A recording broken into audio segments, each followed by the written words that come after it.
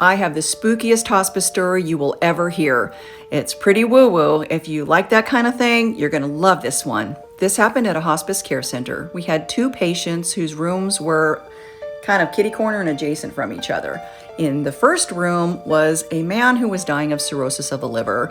He was pretty much out of it, actively dying, confused when he was awake, and he had this yappy little dog that was always on the bed with him. The second patient down the hall was a woman with ALS who had decided to do voluntary stop eating and drinking so that she could end her life.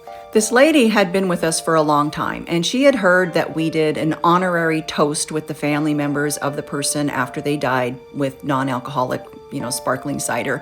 And she decided that she would like to have that done before she died. It had been 3 weeks since she had anything to eat at all. She'd still had a cup of coffee each morning, but she had stopped eating completely, and she was really getting close to the end of her life. So one night she summons the evening staff and she says, "I want to do the toast now." Meanwhile, down the hall, our guy with the liver disease is pretty much unresponsive, and for once his yappy little dog is not being yappy. The dog is just sleeping on the bed and the family is in the room with him. So the staff is gathered around Our Lady, and they all have their little champagne flutes with their fake champagne, and they're each saying something about her, and after the last person speaks, she dies. That by itself is very woo-woo, because people rarely have a moment where they say, "I'm gonna die," and then they die, or they call everybody in and say, "It's time, I'm gonna die," and then they die. This doesn't happen very often, but it happened in this case. So she's dead, and now down the hall, this little yappy sleeping dog